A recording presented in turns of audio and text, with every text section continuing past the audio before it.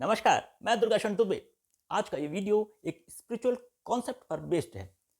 दरअसल इस वीडियो का जो सब्जेक्ट है वो सबके लिए नहीं है शायद, लेकिन ये सबको समझना चाहिए। इस वीडियो को सबको ज़रूर देखना चाहिए। दरअसल हम ब्रह्मांड में क्यों आए, हमारा कहाँ एग्जिस्टेंस करता है, इससे संबंधित क्या-क्या कॉन्सेप्ट होते हैं, वो हमको किस प्रकार प्रभावित करते हैं और हम जिन चीज़ों को जानते हैं, उन चीज़ों का क्या वास्तविक अर्थ होता है, ये चीज़ें हमारे जीवन में काफ़ी मायने रखती हैं। इस लिहाज से ये वीडियो काफ़ी ख़ास हो सकता है। दरअसल एक इंटेलेक्चुअल डिस्कशंस के दरमियान एक सज्जन ने मुझसे ये जिज्ञासा रखी कि श्रीमान जी मुझे ये बताइए कि जब हम कई दफ़े ईश्वर के जो कॉन्सेप्ट है उसके बारे में पढ़ते हैं और कई जगह हम परब्रह्म के बारे में हम उसको लिखा हुआ देखते हैं। लेकिन आज के जो टाइम में हर जगह हम ईश्वर को कई जगह देखते हैं, उसको सर्वशक्तिमान मानते हैं और ब्रह्म की भी संकल्पना हम देखते हैं। तो ये ऐसा डिफ़रेंस क्यों है? यानी कि यदि ये कॉन्सेप्ट यदि एक ही है, ब्रह्म भी एक है और ईश्वर भी एक ही है, इन दोनों का मतलब एक है, तो फिर इनके लिए एक एक शब्दावली यूज़ क्यों नहीं करते? क्योंकि कालांतर में जैसे-जैसे हम जाएँगे तो ये कन्फ्यूजन क्रिएट करेगा। तो इसके लिए हमारे जो प्रमाणिक ग्रंथों में इन दोनों को लगभग अलग-अलग जगह पे अलग-अलग चीज़ों के रूप में क्यों बताया गया है? तो ये एक बड़ा ही वैचारिक और बहुत ही उन्नत प्रकार का प्रश्न था और मेरे इंटरेस्ट का सब्जेक्ट भी था। तो मुझे लगता है मैंने उन श्रीमान को जो आंसर दिया उसके बाद में मुझे लगता है कि इस पर एक वीडियो होना चाहिए और ये मुझे अपने विचारों को भी शेयर करना चाहिए। हो सकता है मुझसे कहीं बेहतर लोगों के पास ज्ञान हो और वो मुझे भी गाइड करें। तो इसके रिगार्डिंग में मैंने ये वीडियो बनाया है और ये शायद आपके जो बौद्धिक जो कश्मकश है उसको ये उसकी गाँठों को खोलने में ये काफ़ी कारगर सिद्ध हो सकता है। तो सबसे पहले हमको ये समझना चाहिए कि जो हमारी जो प्राथमिक शोध हुए हैं, चाहे वो वेदों के रूप में हो या दर्शन के रूप में हो, चाहे उत्तर मीमांसा हो, न्याय का सूत्र हो, चाहे पतंजलि का महाभाष्य हो, गौतम का सूत्र हो या किसी भी प्रकार का जो फिलॉसफिकल जो हमारा कॉन्सेप्ट होता है, उसके अंदर पर ब्रह्म का जिक्र आता है। यानी ब्रह्म ही पूर्ण है, ब्रह्म ही आदि है, ब्रह्म ही अनादि है। तो ब्रह्म का जो कॉन्सेप्ट है उसको बड़ी प्रमुखता के साथ में उठाया गया है। लेकिन जितने भी इसके बाद में जो लेटर वैदिक एज के बाद में जो भी हमारे लिटरेचर उपलब्ध हुए हैं, चाहे वो महाकाव्य काल का हो, चाहे वो पुराणों के रूप में हो, स्मृतियों के रूप में हो, उन तमाम चीज़ों में ईश्वर की संकल्पनाओं को बड़ी प्रमुखता के साथ में प्रस्तुत किया गया है। यानी ईश्वर को भी एक एक तरजीह देते हुए एक व्यापक स्वरूप में प्रस्तुत किया गया है। तो यहाँ ये एक एक प्रकार से एक एक चीज़ें हो गई, डिफरेंशिएट क्रिएट हो जाता है लोगों के दिमागों में कि ये ब्रह्म क्या था, फिर ये ईश्वर क्या है? तो ईश्वर ये है तो फिर ब्रह्म क्यों नहीं है? और ब्रह्म है ये है तो फिर ईश्वर क्यों नहीं है? तो इन दोनों चीज़ों में बड़ा ही कन्फ्यूजन क्रिएट हो जाता है। तो यहाँ सबसे पहले एक बात समझनी बहुत ज़रूरी है कि हम ह्यूमन्स हैं, हम इंसान हैं और हमारे पास में 1400 ग्राम का एक ब्रेन होता है और ब्रेन हमेशा कमांड को स्वीकार करता है। जैसे हम किसी कंप्यूटर में कोई चीज़ टाइप करते हैं ना, एमएस वर्ड में आप टाइप कीजिए, कोई भी अच्छी फाइल लिखिए, कोई भी अच्छा लेटर लिखिए, लेकिन जब उसको सेव करते हैं, तो उसको एक नाम देना होता है। उसको कहाँ सेव करना है, कितनी फाइल का साइज़ क्या होगा, ये तमाम चीज़ें उसको देनी पड़ती है, तभी वो चीज़ें सेव हो सकती हैं। आप समझिए ठीक इसी प्रकार हमारे ब्रेन को एक कॉन्सेप्ट देना पड़ता है। वो ऑडियो विज़ुअल कॉन्सेप्ट हो, तो हमारा ब्रेन उसको देर तक स्टोर करता है और बहुत अच्छी मेमोरी के साथ में उसको रखता है। तो यहाँ ये कॉन्सेप्ट के स्वरूप में हमने ईश्वर को संकल्पित किया है। ईश्वर क्या है? बड़ा क्रिएटर है, तमाम चीज़ों का जानकार है, वो सगुण भी है और निर्गुण भी है। यानी कि उसको हम जिस स्वरूप में हम जान रहे हैं, उस स्वरूप में वो हमारे सामने है। उसको हमने ईश्वर कॉन्सेप्ट दिया और वो हमारे जैसी फॉर्म में आता है। यानी कि हम साधना करते हैं, जितनी भी पूजा करते हैं या जो भी हम तमाम जो हमारे जो धार्मिक कृत्य होते हैं या जो भी हमारे सांसारिक लौकिक क्रियाएँ होती हैं, उसमें जो स्वरूप होता है, उसमें उसका वर्णन हो सकता है। इसीलिए हमने ईश्वर कॉन्सेप्ट को किया क्योंकि ये बड़ी ईज़िली हम लोग इसको ऐसे एलिमिनेट कर सकते हैं कि ईश्वर के कॉन्सेप्ट को हम बड़ी आसानी से समझ सकते हैं। ये अजन्मा होते कि भी ये महाअवतारों के रूप में हमारे सामने इसकी लीलाएँ, इसके चरित्रों का हमारे सामने जो प्रस्तुतिकरण हुआ है, जिसके कारण हम लोग इस चीज़ को बड़ी आसानी से स्वीकार कर पाते हैं कि ईश्वर इन तमाम गुणों से युक्त होते हुए भी निर्गुण है। और हम उसको बड़ी आसानी से सहज रूप से उसको धारण या उसकी चीज़ों को फ़ॉलो कर पाते हैं। अब हम बात करते हैं ब्रह्म की। ब्रह्म क्या है? अनादि, अनंत, इन्फिनिटी, अनलिमिटेड। अब अनलिमिटेड चीज़ों के बारे में आप अपने ब्रेन को दौड़ाइए, वो कितना एक्सेप्ट करेगा? वो उसकी लिमिट से परे है, जो लिमिटलेस है, जिसकी कोई सीमा ही नहीं है, वो बंधनों से मुक्त है, वो ब्रह्म है।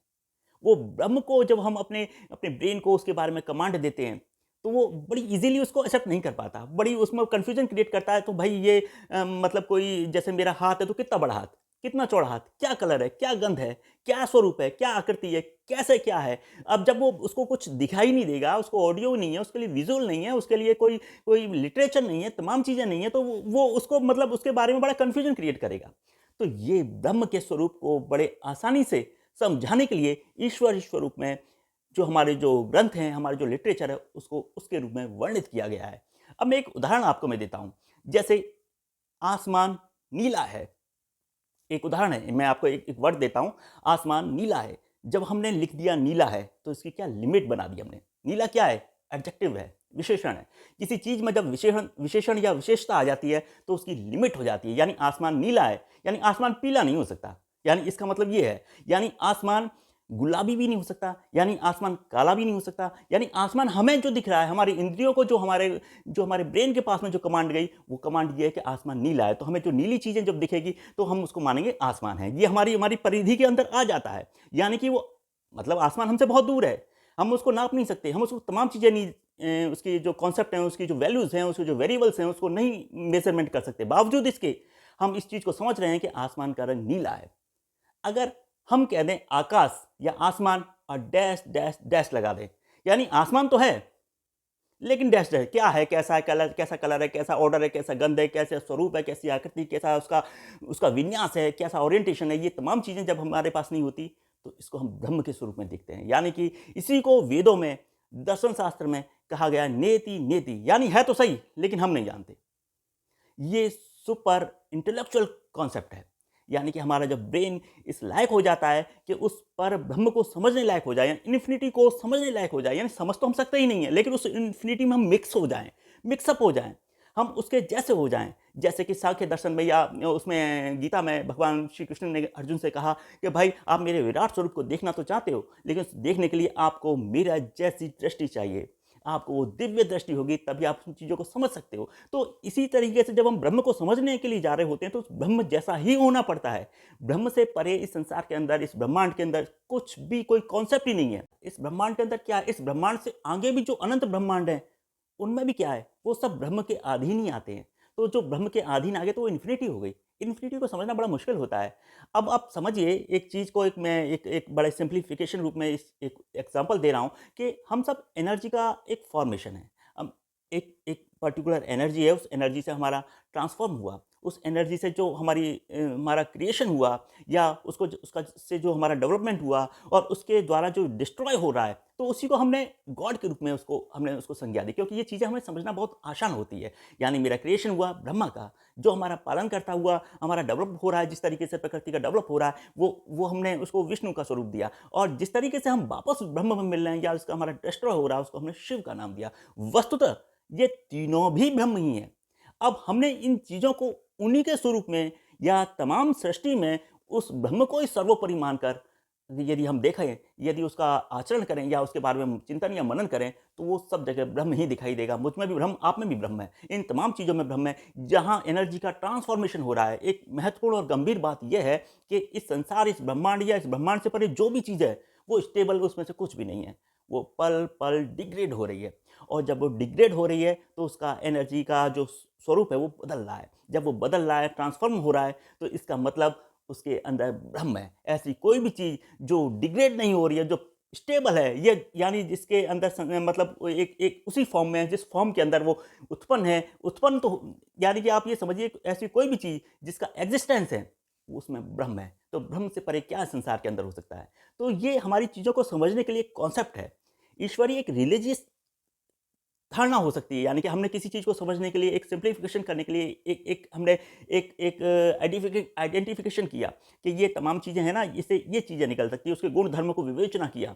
तो उन गुण धर्म को विवेचना करने से उस पर ब्रह्म का भाग होते हुए भी हमने उस चीज़ को डिफरेंशिएट करना की कोशिश करने लगे। ये हमारे ब्रेन का मतलब ये है मानसिक क्रिया हैं। हालाँकि इन तमाम चीज़ों में एक ही कॉन्सेप्ट निकलता है कि परब्रह्म है, चाहे वो शिव के स्वरूप में आप उसको ब्रह्म मान लीजिए, चाहे ब्रह्मा के स्वरूप में मान लीजिए। तो ब्रह्म का जो स्वरूप है वो अनंत है, अनादि है। तो चाहे वो उसे शिव के रूप में आप लीजिए, चाहे ब्रह्मा के रूप में लीजिए, चाहे विष्णु के रूप में लीजिए या राम के रूप में लीजिए, किसी भी स्वरूप में आप उसको देखिए, उसको सुप्रीम जो पावर है वो यही है, जहाँ सारी चीज़ें जाके उसी में समाहित होती है, उसी से निकलती है। जब उस चीज़ से जब एनर्जी का ट्रांसफ़ॉर्मेशन हो रहा होता है, तो ये एक माया या इल्यूज़न क्रिएट करती है और इसी में चीज़ें तमाम चक्र चलते रहते हैं। अब आप समझिए कि ब्रह्म में से या किसी एक सोर्स में से कोई एनर्जी हमने निकली या उसका एक पार्ट है, तो उसका एक पार्ट ही तो हुए हम लोग। ईश्वर में से हम निकल के आए या ब्रह्मा में से निकल के आए, तो या परमात्मा में से निकल के आए, तो हम उसका एक पार्ट हुए, तो वो भी तो अधूरा हुआ। यानी किसी एक एक एक जो ऑब्जेक्ट है, उसमें से कोई चीज़ टूट के अलग निकली, तो वो भी तो अधूरा हो गया और हम भी अधूरे हो गए क्योंकि उसमें से उसका अलग है। तो वो हमारा एक मिक्सिंग का एक प्रोसेस है। तो उस मिक्सिंग के प्रोसेस तक की जो प्रक्रिया है, वही माया है, वही संसार है, वही चक्र है, वही ब्रह्मांड है, वही तमाम चीज़ें हैं और ओवरऑल उसी में मिक्स होना है और तमाम जो चीज़ें हैं, उन सब के कॉन्सेप्ट में भी ब्रह्म ही है। और इस चीज़ को बड़े व्यापक रूप से समझने के लिए ब्रह्म स्वरूप होना बहुत ज़रूरी हो जाता है। यानी कि भेदाभेद की जो दृष्टि होती है, वो मिटनी आवश्यक हो जाती है। इसको गीता में भगवान श्री कृष्ण ने अर्जुन को दिया था और यही जो बड़े-बड़े योगी या सिद्ध जन होते हैं, वो लोग तमाम सृष्टि को एक स्वरूप में देखते हैं। वो एकाक्षी हो जाते हैं, यानी तमाम चीज़ों को एक एक ही फ़ॉर्म के अंदर देखते हैं। बड़े-बड़े योगी, ध्यानस्थ योगी होते हैं या मेडिटेशन का एक सुप्रीम फ़ॉर्म के अंदर जाने वाला व्यक्ति होता है, वो इन चीज़ों को महसूस करने लगता है। ब्रह्म को ब्रह्म के स्वरूप में ही दर्शन कर सकते हैं। तमाम जो हमारे जो फिलॉसफिकल जो थ्योरीज़ हुई, चाहे वो जैन धर्म का शायवाद का सिद्धांत हो, वो सिद्धांत ये कहता है कि आपने कोई सिक्का उछाला, ये बड़ा सिंपल फॉर्म है और ये आपको कई जगह देखने को मिल भी सकता है। आपने कोई सिक्का उछाला, आपने सिक्का उछाला तो आप देखोगे, ऊपर से देखोगे तो वो ऊपर से हेड दिख रहा है। लेकिन यदि आप उसके सिक्के के नीचे अगर एग्ज़िस्ट करते हो, तो वहाँ से आपको टेल दिखेगा। अगर आप साइड में से देखोगे तो आपको कुछ और दिखेगा, यानी आपके उसी सिक्के के उसी फॉर्म के अंदर आपको 3 अलग-अलग वेरिएबल्स मिल गए। ऐसे पचासों वेरिएबल्स हो सकते हैं, लेकिन आप तभी समझ सकते हो जब आप तमाम चीज़ों पर यानी उस प्रकृति के स्वरूप में आगे, पीछे, ऊपर, नीचे, दाएँ-बाएँ सब जगह से उसको देख रहे हो। और फिर जो कन्क्लूज़न निकल के आए, वो अल्टीमेट निकलेगा और वो अल्टीमेट निकलेगा, वही सत्य होता है। जितने भी फिलॉसफिकल जो टर्म्स हो या जो थ्योरीज़ होती हैं, वो अल्टीमेट सोर्स की तरफ जाने का प्रयास करती हैं। एक एक व्यक्ति, जैसे मैं एक साधारण व्यक्ति हूँ और मुझे मेरा ब्रेन इतनी जल्दी इन तमाम चीज़ों को एक्सेप्ट नहीं कर सकता, तो इसीलिए हमको ईश्वरीय संकल्पना की, ईश्वरीय स्वरूप की ज़रूरत पड़ती है। मैंने राम को माना, राम की आराधना करते हैं और आराधना करते-करते अपने एक लेवल को एक इस लेवल तक पहुँचा जाएँ कि उसको जो साकार से निराकार के अंदर हमारा प्रवेश हो जाए। यानी उस राम से ही समस्त सृष्टि या ब्रह्मांड या तमाम चीज़ें जो हैं, वो उससे हम निर्मित मान लें, सब में उसी को देखें। और यही कॉन्सेप्ट होता है, यही ब्रह्म है और यही ईश्वर का एक सिद्धांत है। यानी दोनों चीज़ें एक होते हुए भी हमने अपनी सुविधा के लिए इनको थोड़ा-थोड़ा अलग-अलग तरीके से डिफ़ाइन कर लिया है। तो मैं आशा करता हूँ कि इस वीडियो पर जितना आपने समय दिया होगा, उससे आपके ज्ञान में वृद्धि होगी।